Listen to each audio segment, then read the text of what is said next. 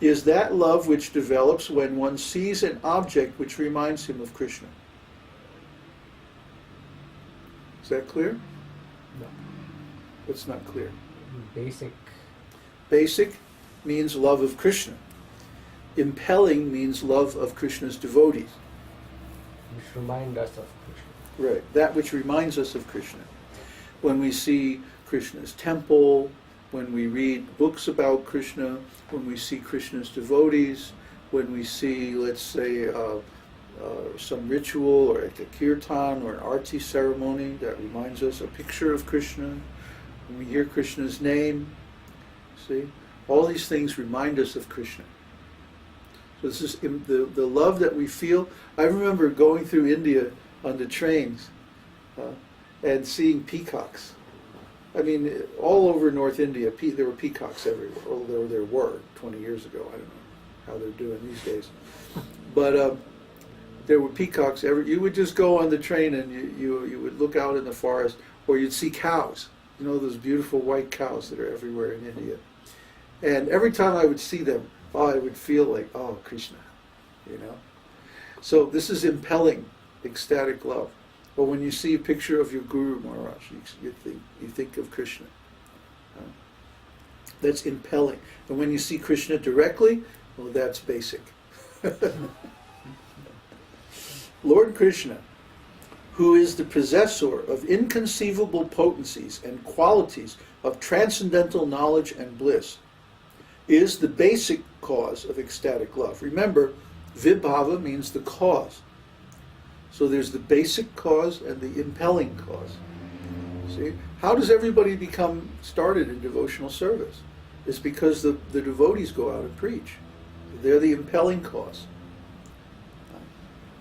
Then when we come in contact with Krishna through his holy name or through our devotional service, that's the basic cause.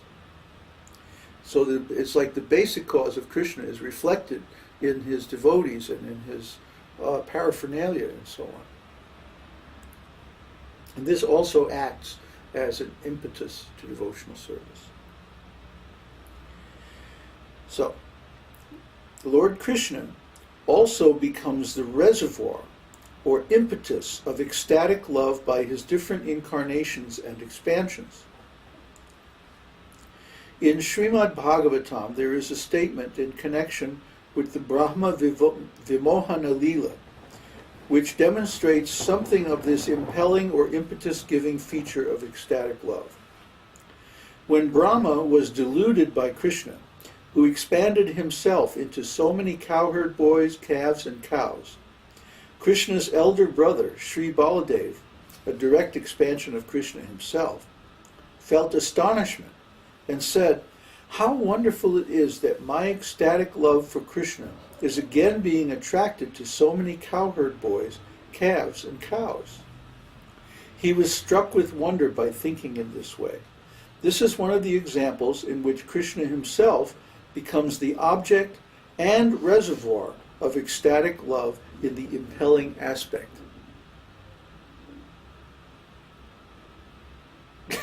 Got it? Not quite. You want me to explain it? Yes. Yep. Okay. You know the story? Yes. Okay. The story is Lord Brahma wanted to test, is this cowherd boy really the Supreme Personality of Godhead? So he stole Krishna's cowherd boy friends and his calves, and he put them in some other dimension or something. And then he came back after a single moment. But a moment for Lord Brahma is a year on planet Earth. So Brahma came back after a year, and he expected to find Krishna going, "Where's my cowherd boys?" Right? But instead, he saw Krishna surrounded by his cowherd boy friends and the calves as usual, like nothing had changed. And Brahma goes, "Wait a minute, I know I took those cowherd boys and calves and put them away somewhere. Now what's going on?" Right? So he came down and he approached Krishna. And then Krishna showed him, actually, all of these cowherd boys and calves were expansions of himself. And he expanded them and withdrew them several times. And he showed how they were actually Vishnu expansions. So, Lord Balaram actually was the only person who guessed what was really going on before Lord Brahma came. He was looking at this. The incident was that Krishna and Balaram and the cowherd boys were out in the pasture, and they were, taking care of the calves, as usual. And on top of Govardhan Hill, or on the side of Govardhan Hill, the cowherd men were taking care of the cows and the bulls. So all of a sudden, the cows and bulls saw their calves, and they completely disobeyed the cowherd men, and they came running down the hill, and they were like rubbing up against their calves and licking them and everything. And then the cowherd men came down the hill all angry, like, "Hey, why are you running down the hill?" They're not supposed to do that. But as soon as they saw the cowherd boys, immediately their hearts were melted, and they started embracing their sons and rubbing their heads and stuff like that. So Balaram was looking at this and thinking, wait a minute, this doesn't usually happen like this. It's like as if they're loving their own kids as much as they love Krishna. Oh, I get it. The kids are actually an expansion of Krishna. Ha! And he went privately and said, "Hey, Krishna, did you expand yourself as those cowherd boys?" And yeah. So Krishna told Balaram, but he didn't tell anybody else. And a whole year passed like that. And then, of course, when Brahma came, he restored the original cows and calves and cowherd boys. So a year later, after all this happened, the cowherd boys came home for the first time, and then they told the story of the Aghasura demon, which had taken place in the same day that Brahma came and took the calves and cowherd boys. Okay. So, now how does that fit with all this vibhāva stuff? Okay. Krishna, of course, is the cause of the devotional service of the residents of Vrindavan. The cows, the calves, the cowherd boys, the gopis, all the residents of Vrindavan love Krishna more than they love even life itself. Or to speak of their family members and stuff like that.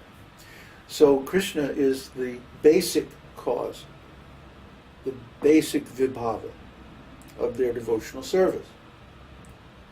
But also the other devotees are the impelling force. Because all the devotees in Vrindavan love Krishna. So when one devotee sees another devotee's ecstatic love for Krishna, then he becomes enthusiastic and so on. But in this case, because Krishna had expanded himself as the cowherd boys and calves, when Lord Balaram saw the wonderful love between the cowherd boys and their parents, and the calves and the cows, he said, "Wow, these cowherd boys and calves are exciting the ecstatic love of these devotees, just like Krishna himself." You see? So in other words, Krishna had become both the basic and the impelling force of ecstatic love, because he had expanded himself as his own devotees.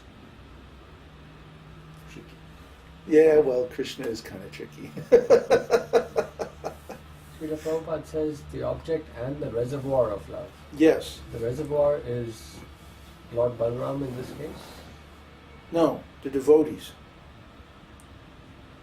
Why would they be called Krishna? Huh? He said Krishna is both the reservoir and the object of Because love. he had expanded himself as the calves and cowherd boys. Okay. See? The devotee is called the ashraya, or the reservoir of ecstatic love. And Krishna is the ashrita, or the object of that love. So in this case, the devotees, you mean the cowherd men or the cowherd boys who are expansions of Krishna? The cowherd The men, cowherd men were the ashraya. They were the reservoir. of love And for Krishna. and Krishna in the form of their own sons. Right. Right. And the calves, similarly the calves, who were expansions of Krishna, served as the basic impetus for the impelling impetus of the cows, Yes. loving them, you see? So in both cases, Krishna had become both the basic and the impelling force of vibhāva, or the cause of ecstatic love. You see? This is transcendental psychology. Try to understand. This only applies to Krishna's pastimes. It does not apply to this material world. In this material world, people are driven by lust.